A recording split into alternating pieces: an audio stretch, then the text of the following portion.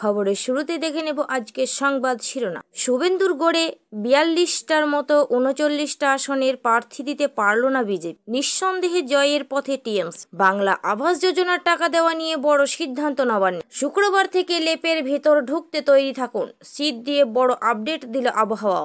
পঞ্চায়েত সমিতিতে ঘর দখল, প্রতিবাদে খোলা আকাশের নিচেই চেয়ার টেবিল নিয়ে বসে পড়লেন আরাবুল। জঙ্গি অনুপ্রবেশ হয়েও চলছে ভারতে। খবর শুনলেন সংবাদ শিরোনাম।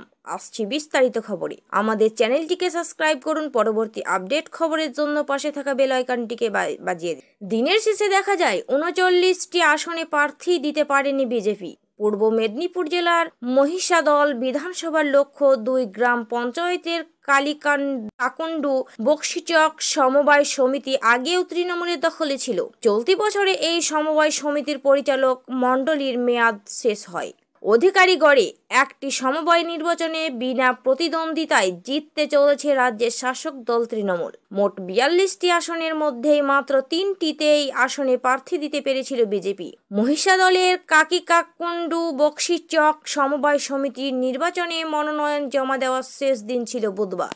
দিনের শেষে দেখা যায় ৩৯টি আসনে প্রার্থী দিতে পারেনি বিজেপি। পূর্ব মেদিনীপুর জেলার মহিষাদল বিধানসভায় লক্ষ্য ২ গ্রাম পঞ্চায়েতের কাকুন্ডু বক্সিচক সমবায় সমিতিতে আগেও তৃণমূলের দখলে ছিল। চলতি বছরে এই সমবায় সমিতির পরিচালক মণ্ডলীর মেয়াদ শেষ হয়। ফলে ডিসেম্বরের ২৪ ডিসেম্বর নির্বাচন ঘোষণা হয়, যার জন্য বুধবার ছিল মনোনয়নপত্র দাখিলের শেষ দিন। যেখানে দেখা গেল ৪২টি আসনের মধ্যে মাত্র ৩টি আসনে প্রার্থী দিয়েছে বিজেপি, আর ৪২টি আসনে প্রার্থী দেয় তৃণমূল। শুক্রবার রয়েছে মনোনয়নপত্র প্রত্যাহারের শেষ দিন। এখন দেখার বিষয় বাকি ৩টি আসনে নির্বাচন অনুষ্ঠিত হয় কিনা। তৃণমূলের মহিষাদল ব্লকের সভাপতি সুদর্শন মাইতি বলেন, এর থেকে প্রমাণ হলো বিজেপি তার পায়ের তলার মাটি হারিয়েছে। মানুষের থেকেও প্রত্যাখ্যিত হয়েছে বিজেপি। জেলায় একের পর এক সমবায় তৃণমূল যেভাবে জয়ের মুখ দেখেছে, তাতে মানুষ বিজেপির পাশে নেই প্রমাণ হয়ে যাচ্ছে। তমলুক সাংগঠনিক জেলা বিজেপি সহ সভাপতি বিশ্বনাথ বন্দ্যোপাধ্যায় বলেন, আমরা এখন কাঁথি কোঅপারেটিভ ব্যাংকের নির্বাচন ও সদস্যপত্র গ্রহণ নিয়ে ব্যস্ত। আমরা কিছুদিন আগেই লক্ষ্য ২ ব্লকের কৃষি সমবায় নির্বাচনে জয়লাভ করেছি। আমরা এই ভোটটা নিয়ে মাথা ঘামাচ্ছি না। প্রসঙ্গত, ডিসেম্বরের ১৫ তারিখ থেকেই বাংলার আবাস যোজনার টাকা দেওয়া শুরু করার কথা। তার আগে আবাসের টাকায় দুর্নীতি রুখতে গ্রাম পঞ্চায়েতগুলিতে বিশেষ ক্যাম্প করে দফায় দফায় আবেদনকারীর উপভোক্তাদের পরিচয় সহ নথি যাচাই করতে শুরু করেছে প্রশাসন। ট্যাবের টাকা নিয়ে দুর্নীতির পরে বাংলার আবাস যোজনার টাকা নিয়ে দুর্নীতি রুখতে নতুন পদক্ষেপ রাজ্য সরকারের। আবাস যোজনার এক উপভোক্তার টাকা যাতে অন্যের অ্যাকাউন্টে না ঢুকে যায়, তা রুখতে এইবার উপভোক্তা পিছু অভিন্ন আইডি দেবে রাজ্যের সরকার, যার ভিত্তিতে তার সঠিক পরিচয় বেরিয়ে আসবে। মূলত শিবির করে এই অ্যাকাউন্টের যাচাই করা হবে। মোবাইলের সঙ্গে যাদের আধার যুক্ত নয়, তাদের বায়োমেট্রিক নেওয়া হবে। পাস বইয়ের জেরক্স ও ক্যান্সেল চেক দিতে হবে। ইতিমধ্যেই অর্থ দফতর সব দফতরকে রিজার্ভ ব্যাংকের ন্যাশনাল পেমেন্ট কর্পোরেশন অফ ইন্ডিয়ার মাধ্যমে ভ্যালিডেশন করতে হবে বলে নবান্ন সূত্রে খবর। প্রসঙ্গত, ডিসেম্বরের ১৫ তারিখ থেকেই বাংলার আবাস যোজনার টাকা দেওয়া শুরু করার কথা। তার আগেই আবাসের টাকা দুর্নীতি রুখতে গ্রাম পঞ্চায়েতগুলিতে বিশেষ ক্যাম্প করে দফায় দফায় আবেদনকারীর উপভোক্তাদের পরিচয় সহ নথি যাচাই করতে শুরু করেছে প্রশাসন।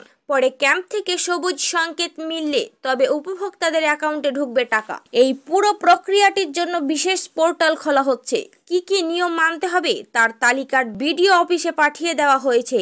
এমনকি ক্যাম্পে উপভোক্তার নাম, পরিচয়, ব্যাংকের তথ্য যাচাই করা হবে আধারের সংযুক্ত মাধ্যমে। শুধু তাই নয়, আধারের সঙ্গে যুক্ত মোবাইল ওটিপি গেলে তারপরেই চূড়ান্ত হবে উপভোক্তার নামের তালিকা।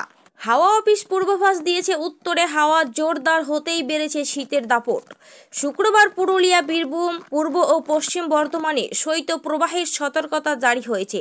১৪ থেকে ১৫ ডিসেম্বরের ৪ জেলায় ছাড়াও বাঁকুড়ার শৈত্যপ্রবাহের সতর্কতা। শীত কবে আসবে? শীত কবে আসবে? বারবার এই প্রশ্নই করেছেন শীতপ্রেমীরা।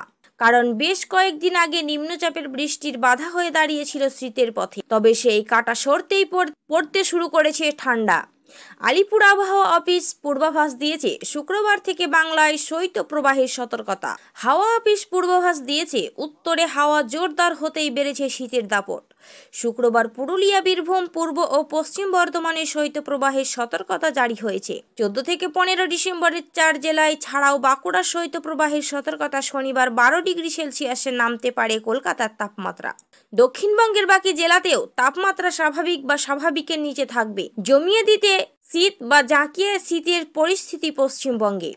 একদিকে বৃহস্পতিবার থেকেই ঠান্ডার কাঁপছে গোটা শহর। হালকা হলেও অনুভূত হচ্ছে শীত।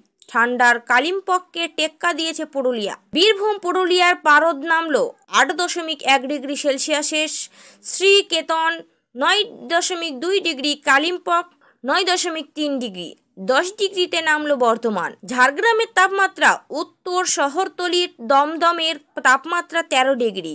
এইদিকে ঠান্ডার পাশাপাশি ছিল কুয়াশার দাপট। দার্জিলিং, কালিম্পক, আলিপুরদুয়ার, কোচবিহার, জলপাইগুড়ি ও উত্তর দিনাজপুরে দেখা গিয়েছে ঘন কুয়াশা। আগামীকালও তার অন্যথা হবে না বলেই মনে করছে হাওয়া অফিস। আরাবুলের দাবি, তিনি একটানা 12 বছর যে ঘরে বসে পঞ্চায়েত সমিতি চালিয়েছেন সেই ঘরটা দখল করে নিয়েছে দলের এক কর্মাধ্যক্ষ। তাতেই ক্ষুব্ধ তিনি। ঘরে ফিরে পেতে ইতিমধ্যে হাইকোর্টের দ্বারস্থ হয়েছেন তিনি। একেবারেই যেন অবাক কাণ্ড। পঞ্চায়েত সমিতিতে নিজের ঘর ফিরে না পেয়ে খোলা আকাশের নিচে চেয়ার টেবিল নিয়ে বসলেন ভাঙড় 2 পঞ্চায়েত সমিতির সভাপতি আরাবুল ইসলাম। ওই জায়গায় বসেন তিনি সাধারণ মানুষকে পরিষেবা দেবেন বলে জানান। আরাবুলের দাবি, তিনি একটানা 12 বছর যে ঘরে বসে পঞ্চায়েত সমিতি চালিয়েছে সেই ঘরটা দখল করে নিয়েছে দলের এক কর্মদক্ষ। তাতেই ক্ষুব্ধ তিনি। ঘর ফিরে পেতে ইতিমধ্যে হাইকোর্টের দ্বারস্থ হয়েছেন তিনি। অবশেষে প্রতিবাদে খোলা আকাশের নিচে বসেই পরিষেবা দেওয়ার ভাবনা। আরাবুলের ঘর দখল করার অভিযোগ উঠেছে বন ও ভূমির কর্মদক্ষ খৈরুল ইসলামের বিরুদ্ধে। যদিও তিনি তার বিরুদ্ধে ওঠা অভিযোগ অস্বীকার করেছেন, খুঁজে পাচ্ছেন না নিজের কোনো দোষ। পাল্টা আরাবুলের বিরুদ্ধে আক্রমণ শানিয়ে সাপ বলছেন, ঘর তো কারো পৈতৃক নয়, আমি রেজুলিউশন করে এই ঘর পেয়েছি। উনি তো এতদিন তোলাবাজ হিসেবে পরিচিত ছিলেন, এখন জানলাম উনি অনেক বড় নাটকবাজ। পাল্টা আরাবুল বলেন, সকলেই জানেন কেন ঘর পাচ্ছি না। আমি বিডিওর ঘরে 2 দিন বসেছি, কিন্তু বিডিও সাহেবের কাজ করতে অসুবিধা হচ্ছে, আমারও অসুবিধা হচ্ছে। সাধারণ মানুষ আসছে তো অনেকেই, যে কারণেই আমি বাইরে বসে আছি এখন। আমি আগে যখন পঞ্চায়েত সমিতিতে ছিলাম তখন সবার নামে নামে ঘর দিয়েছি, কিন্তু উনি তো এখন দলের শাহেনশাহ, তাই আমি আইনি পদক্ষেপ করছি, এখন দেখা যাক। মৌলবাদীদের তাণ্ডবে তছনছ বাংলাদেশ। এরই মাঝে এইবার বাংলার নতুন আশঙ্কা। সীমান্ত দিয়েই ভারতে অনুপ্রবেশ করছে হিজবুল তাহরির থেকে শুরু করে বিভিন্ন জঙ্গি সংগঠনের সদস্যরা। সূত্রের খবর, নিষিদ্ধ সংগঠন সিমির সঙ্গে একসঙ্গে কাজ করছে তারা। শুধু অনুপ্রবেশ নয়, হাওলার মাধ্যমে বাংলাদেশ থেকে অনুপ্রবেশকারীদের কাছে আসছে কোটি কোটি টাকা। মালদা থেকে সেই জাল ছড়িয়ে পড়ছে রাজ্যের অন্যত্র। বিস্ফোরক দাবি আয়কর সংক্রান্ত আইনজীবীদের একাংশে। এইদিকে ভারতকে হুমকি দিয়ে চলেছে বাংলাদেশের টক্করপন্থীরা। বাংলাদেশের দখলদারির হুমকি আমলি দিতে রাজি নন মালদহের সংখ্যালঘুরা। তাদের হুঙ্কার, সীমান্ত খুলে দিলেই বাংলাদেশ শায়েস্তা হয়ে যাবে। ওপারে হুঙ্কার, এই পারে প্রতিরোধের দাবি। তবে এখন যে পরিস্থিতি, তাকে বাংলাদেশের ইস্কন ভক্ত হওয়াটাই যেন অপরাধ।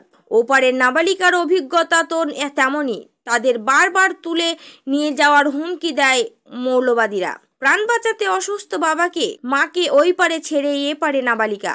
কেন এই পরিস্থিতিতে করতে হবে? কেন একজন নিজের দেশে শান্তিতে বসবাসের সুযোগ পাবে না? এই প্রশ্ন আমরা তুলে যাব। আর প্রশ্ন তুলে যাব ইউনূস প্রশাসনের দ্বিচারিতা নিয়ে। খবর শেষ হলো। খবরের শুরুতে দেখে নেব